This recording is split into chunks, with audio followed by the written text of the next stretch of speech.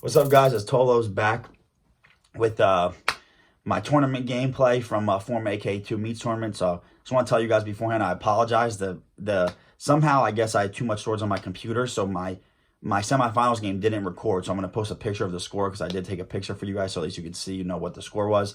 Believe it was like 20-0, or it was 21-0, and then I think he ended up quitting. I don't remember exactly, but I do have the picture, so when I post it, you guys will see it.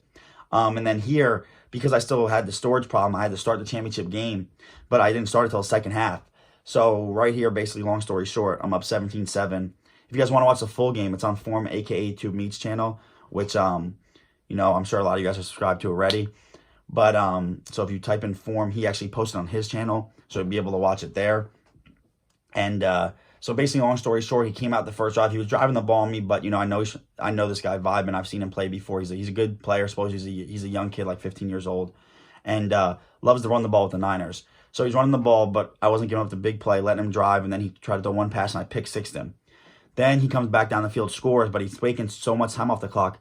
I literally did not get the ball. My first time touching the ball in offense was a minute 14 left in the second quarter. So, that's why, even though I like to run the ball, I hate playing against runners because, I definitely got good run defense, but it's like, you could literally chew all the clock, get one score and one stop, and the game's over all of a sudden. And then, people be like, oh, you're not a very good player. Well, it's like I touched the ball 3 times in the whole game. Like, what do you mean? You know what I mean?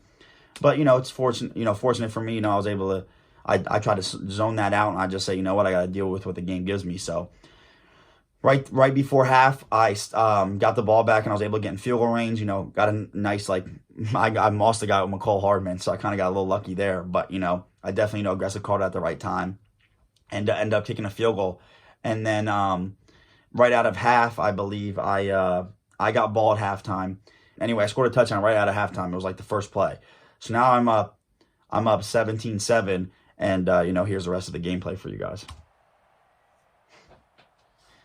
So no Vibens with the ball in offense. I'm just trying to play conservative because the Chiefs, they don't have a great run defense, as everybody knows. So I'm really just trying to keep Breida in front of me. 95 speed. I don't have anyone that can catch him. So I'm not playing as you can see, a blitz heavy defense. I run 4-4, which I run sometimes, but I don't run a lot. But I do it because it might not hit the run in the backfield, but it'll contain the run so you can't get big plays. You see right there, I almost got him on the edge. But good play by Tyrann. That's why I keep Tyrann at corner, because his awareness and his tackling are ridiculous. So now I'm trying to, just adjust to what he was doing before, but he caught me with a quick snap and was able to run the ball. But I got him on 4th down. Right here, I was trying to get a little fancy with it. I should have just used her closer to the line of scrimmage. I don't know why I played so far back. I was trying to bait him into throwing something. And I should have probably used a Thornhill because I don't really know why I'd be worried about a streak, which I think I do click on the Thornhill late.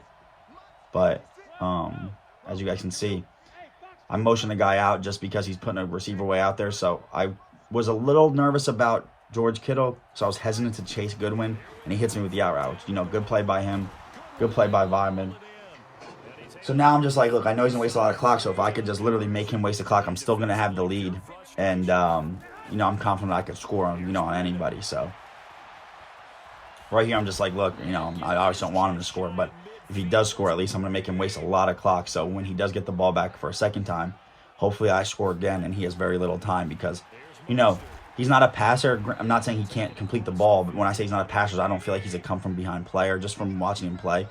He likes to keep the game within a one-score game so he could waste time, and then he plays good defense, for sure. But, I don't feel like he's just going to, obviously march his way up and down the field, passing the ball with the 49ers.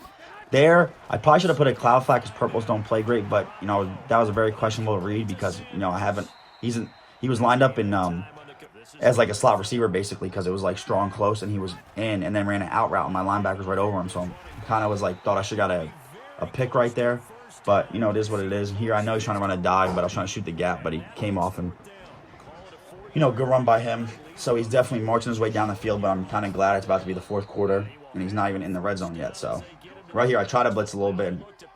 He catches me, but I was able to make the tackle still and keep him inbounds, which is key for playing guys like this. If we're playing runners, what I'm saying? Try to get, obviously get the lead. Obviously get the lead. That's what you want in any game. But, get the lead and then try to, if they chew clock, just don't let them make a big play. Let them take the time down. And then just make sure you play smart on offense. That's what I do when I play runners. So here, same thing. I'm just manning him up because I don't want to run an RPO, which he does anyway. Hits me a nice little run on 3rd and 1. So now I know we're going into the 4th quarter.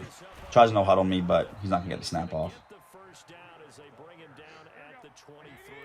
Here, same thing. I already know the stretch look he's coming, but I don't want him run commit because sometimes you could throw the slant and it'll be a touchdown. And just in case, because he has pass ball once or twice as formation, I don't want to do it just to be safe. So right here, put my safety in a spot. I thought it would help out, which normally should. I'm trying to shoot the gap with Thornhill, but he somehow just gets a nice dive, great blocks, and then I have no one there. So that's just the 49ers being basically better than the Chiefs when it comes to running the ball. So no block sheds, and that's what happened. So here, I'm kind of knew what I hit earlier on him, so I know it's going to work. But here I'm trying to switch up a little bit, maybe make him chase the RPO and hit him with a dive.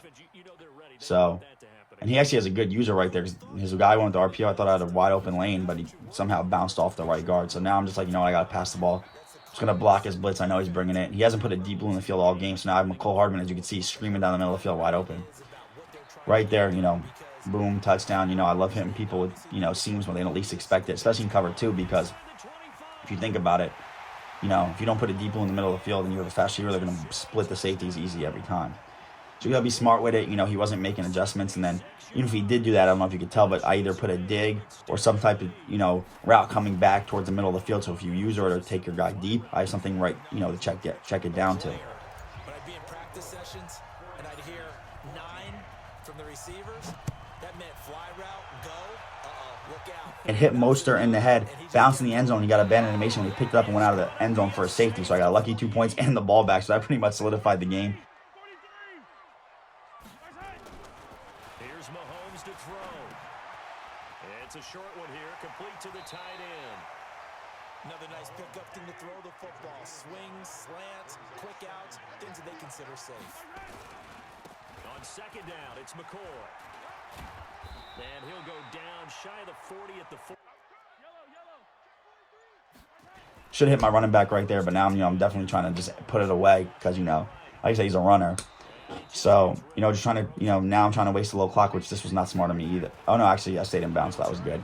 So now I'm just like, one more first down, the game's pretty much over, because then I'll be in field goal range. I know what defense he's been trying to play this whole time, so I'm just waiting for him to clear. He uses the over route, so I have the over route right there. He tried to man up wide, so I hit him with the in route because I knew he manned that guy up from earlier in the game.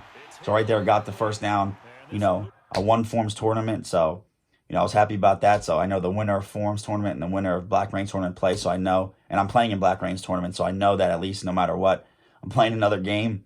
So I was happy about that. I was happy to be the winner of Forms championship and won Black Range last week. So now, I'm about to be playing in Black Range with Sunday was the day after this tournament. So yeah, please tune in, like, comment, subscribe. It's helped me out tremendously. I think these tournaments are awesome. They're fun. I really appreciate Form and Black Rain doing this and helping me out as well. So, yeah, with that being said, y'all have a good night and, tune in for Black Rain's tournament.